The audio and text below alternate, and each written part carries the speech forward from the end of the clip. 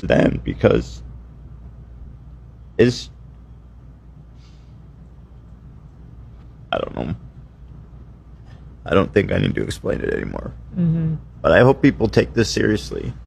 Ethan Klein and Charlie Kirk. Let's talk about it. It seems to be a huge topic of discussion, and Ethan Klein has now addressed situations with Charlie Kirk. In this video, I'm going to discuss Ethan Klein's apologies, people who are upset about it, that they can't find it. And here's the thing, right? There are many influencers who have said stuff out of pocket, out of line, out of context, a joke that they thought was funny in that moment, and maybe years later it wasn't. Or maybe in the same year they thought it was funny and they grew as a person a couple months later. One thing that sounds correct, people don't change overnight. It takes time. And everyone is working on themselves and going through something. With that being said, if you are an influencer and you have said stuff, because I know I've said stuff, I'm like, fuck, I did that. But looking back at it, it's almost like every couple of years it gets brought back up, and either you're going to address it again, or you would say, I already apologized for that. And this seems to be a great debate, because I've seen people sit up on the internet and say, you know I said this, I done that, I messed up, I already apologized for that. I'm going to apologize for it one time, and that's it. I'm never talking about it again. And if they ever want to bring it up, I'll just reference them to that video. That's one way. I've seen some people do that. Some people say it comes across disingenuous, dismissive. Then you have the other side of the token where people will say, if it gets brought back up again, then I'll take a moment and I'll address it and move on. And every time it does, I'll do the same thing every couple of years. But it happens. I see it time and time again with situations like Shane Dawson, Jeffree Star. You just insert blank beauty guru name who has done something controversial. Either they're going to address it in that moment, or they'll say, you guys, I already apologize for that. When it comes to Ethan Klein, the second thing we're going to talk about is that, and then we're going to talk about the situation with Charlie Kirk. He got very emotional. When I saw Ethan Klein break down and cry, the first thing that came to my mind was, this is him. This could have been him. This literally is Ethan Klein. This could have happened to him.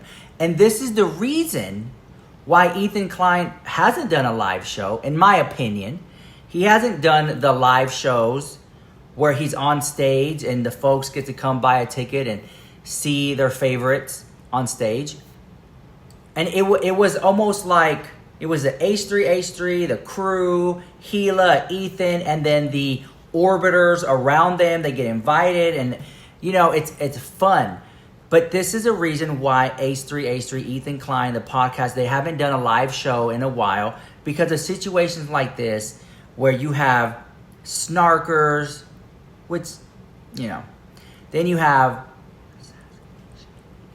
you know what I'm saying? It's almost like a safety. Out of the abundance of concern, let's not do this. Because of the amount of that H3 gets. For simply having a difference of opinion. And it's shocking that you can get on stage and say, these are my beliefs, this is my truth, or this is the truth. And then you just get taken out for that. And when I saw Ethan Klein make that video and he was crying in it, I couldn't help but to feel, without a shadow of a doubt, that is how he felt. Like, this could have been me. This is how I feel. To get on stage and express my opinions about things, then debate people. And it's like, wow, that's how I felt. I don't know if that's what Ethan Klein even meant by that. It was almost like art.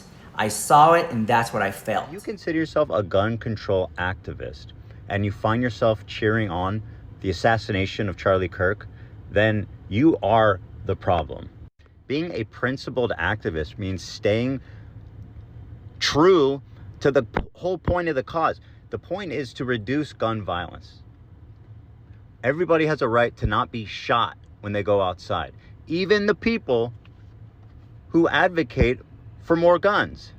because the principle is what's important. We're protecting everybody or we're protecting nobody. We don't get to make distinctions about who is a valid target for being shot if you actually believe in gun control and lowering gun violence. If you're gleeful in the face of what happened, not only are you a sick, demented human being, but I want you to know that I despise you, and I hope you will never watch my videos ever again. It could have been totally interpreted differently. But that's what I saw when I saw that piece, without going too much into the context and anything like that. That's what I saw. The same sentiment I saw other influencers get up on social media talk about. Something I find really fucking annoying about Ethan Klein fans, right? Beyond them being completely smooth-brained without any ability to acknowledge criticism, is that their answer to everything is, Ethan Klein apologized. Now, first of all, I'm of the belief that if you are a podcaster and you run a podcast show, you should be making little spaces, little pockets of spaces, time-stamped in your podcast where you address any kind of controversies it is that you've been involved in or things that you don't align with, etc., whatever kind of apologies, or even just clearing up misunderstandings. I feel like you should have these pockets of space, right? Ethan Klein doesn't have these. Whenever he says anything or even attempts to apologize for anything, he just speed runs that bitch. He doesn't want to acknowledge. People love to say, oh, he's apologized for the blackface. Has he? He's apologized for this. Has he? Has he apologized for this thing? Has he? He's apologized for when he said this. Has he? Like, all of the things it is that Ethan has apparently apologized for are supposed to be sourceable, yet me, as a content creator who literally makes a lot of Ethan Klein content, can't source a lot of the apologies it is that he's made. So if he's made apologies, where are they? I would like somebody who is a fan of Ethan Klein and the H3 community to spend hours and hours of times of documenting every single one of Ethan Klein's apologies for the horrible, horrendous things it is that he has done. Like, these Ethan Klein fans genuinely want us to take whatever it is that they say on face value and that he is remorseful in some way, yet we have seen a literal example of him not being remorseful for his past actions, but we're supposed to believe that he's a better person. I would go as far as to say the things it is that Ethan Klein has said as quote-unquote pedo troll is far worse than anything it is that he's done on his platform. As a parent, I'm disgusted how he can have these kind of conversations online. People are saying, oh, this was 15 years ago. The internet was crazy back then. The internet was crazy, but this is literally extremist, even for back then. And then he has the audacity to cause an absolute shitstorm for somebody like Adam McIntyre. And say if Adam McIntyre was, being a bit of a dick, acting a bit of a dick in this way or that way. Dude, you were 25 when you were saying stuff like this about fucking minors. Whatever it is that Adam McIntyre is doing is absolutely nowhere close to anything it is that you're doing now.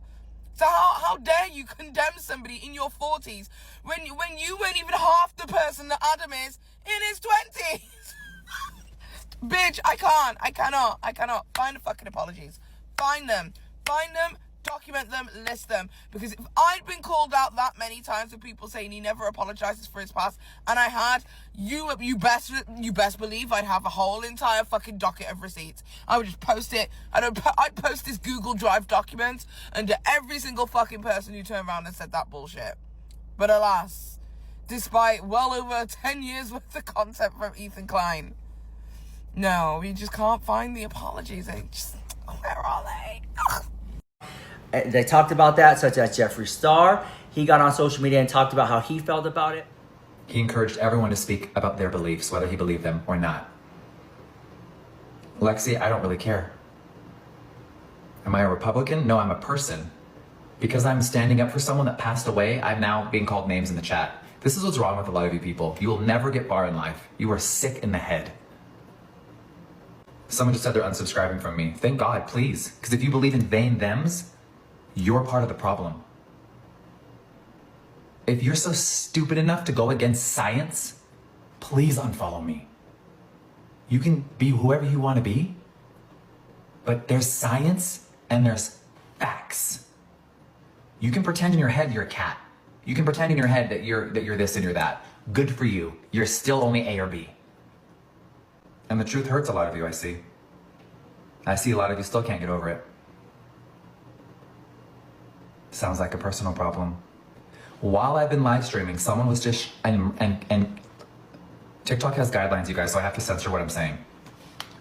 I'm uploading my video right now. I am. Even though we're dealing with all of this, I'm uploading my video right now. So yes, I am a grown-ass man that wears makeup. I will always be a male. My name is Jeffree. Jeff, if you were my father, he's the only person allowed to call me that. My name is Jeffree. I am a male that likes cosmetics. All these grown men going into women's bathrooms wearing wigs, you should all be in prison forever. You are the problem.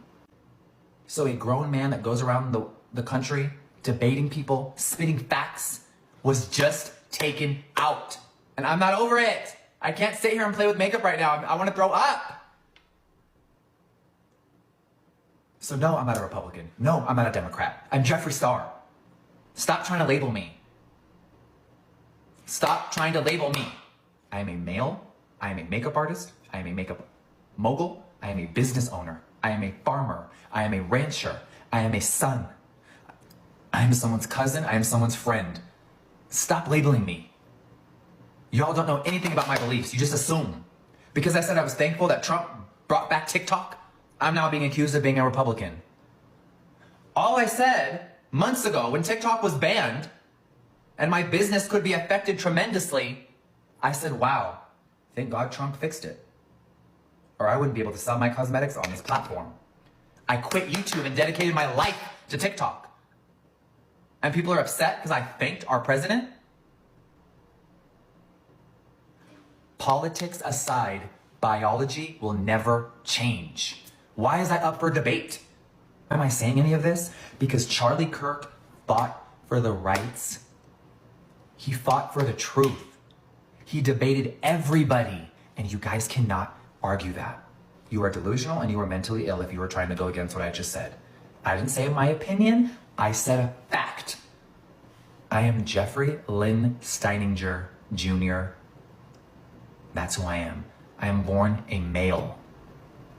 Cannot believe I'm sitting here 6 hours away from a crime scene. Like, Utah's just right down there. He's just a couple hours away. And he was doing a debate at a college in front of thousands of people, and his daughter was there. And he was just taken out. I don't know how to process it right now. I'm like so sick. I'm honestly so sick by it.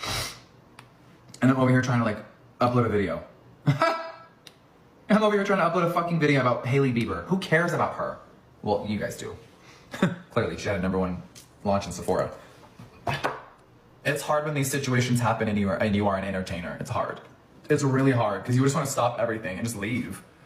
Like, I came on here to play with makeup and review these fucking Louis Vuitton brushes, and right now, I don't want to. I saw Stacey Dash get on camera and talk about this as well. And it's almost like, and I said it in my lives, I talked about it and I said, you know what? Regardless of the situation, if this person is Democrat, Republican, whatever the case, I wouldn't wish that on nobody. If Charlie Kirk was my enemy, sorry about that, my camera got cut off. If Ethan Klein was my enemy, I wouldn't wish that on him. If Charlie Kirk was my enemy, I would not wish that upon him at all. I wouldn't wish that on anybody. I don't wish it on anybody. Have your difference of opinion. Get up on camera and say that, or stage and sit up there and say that you want gay marriage to be taken away. You want medications that maybe affect people with diabetes to be taken away. They should pay full price for insulin. You can sit up there and say all that. I may not like it. I can respect you as a person, but I just don't respect that sentiment. And that's the thing. Like, it's like separating the view from the person. Like, if that even makes sense. Like, I just have your opinions. You can tour around the United States of America doing a whole entire hate campaign about something, and I wouldn't wish death upon you at all. No. Because I believe that the energy you put out comes back 10 times over. Put that out there, it's going to come right back to you. So Charlie Kirk, some things that he have said, I don't always agree with, right? And I'm going to keep it honest with you. I said this in my other video too. I didn't know much about Charlie Kirk until he passed away. That's when I started watching some videos, not all, and just hearing people's opinions. Charlie Kirk is more famous today than he was alive. If he sold music, he would sell more music today than he did when he was alive. The man passed away. From what I know, he was a father, he was a husband, and he was a Christian. And I've even heard people say they want to dance on his grave. They're so excited. They're comparing him to Hitler, just all for having an opinion. And some people said just for him even speaking the truth of that. You know, and I like to think of it like, I like to outside of the box. Maybe Charlie Kirk was going to run for presidency or run for I recommend watching the video. But for me, it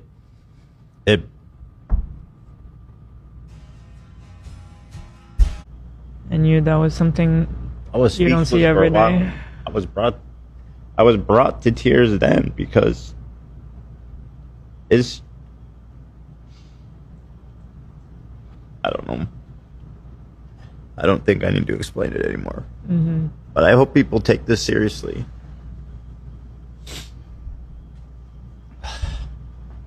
And maybe that's why he was taken out. That's like little, conspiracy type vibes. But to see Ethan Klein get up there and talk about Charlie Kirk, I think was admirable because so many people aren't. In the beauty community, there's only a handful of people who are talking about it. It affects everybody. It's almost like a freedom of speech aspect. That's what my take on it. And then Ethan Klein put out a statement, a written statement, not a video. And I saw people say that he's making it about himself. Okay. When I read it, I didn't take it as him making it about himself. I saw that he was like, you know what? This could have been me. It's not like he was like, hey guys, this is what happened to Charlie Kirk. This is how I feel. By the way, there's a sale today on Teddy merch. Buy my merch, buy my whatever. That would have been way out of pocket. But you have to understand that, like, it's one of those things. It's like I'm talking to, I hope you can understand this, but it's like here you have a man who is what I like to call like the king of his own kingdom, right? Like everything in Ethan Klein's world is somehow like connected to him in some way. So when he made the statement, he was like, okay, and this is how I feel about it.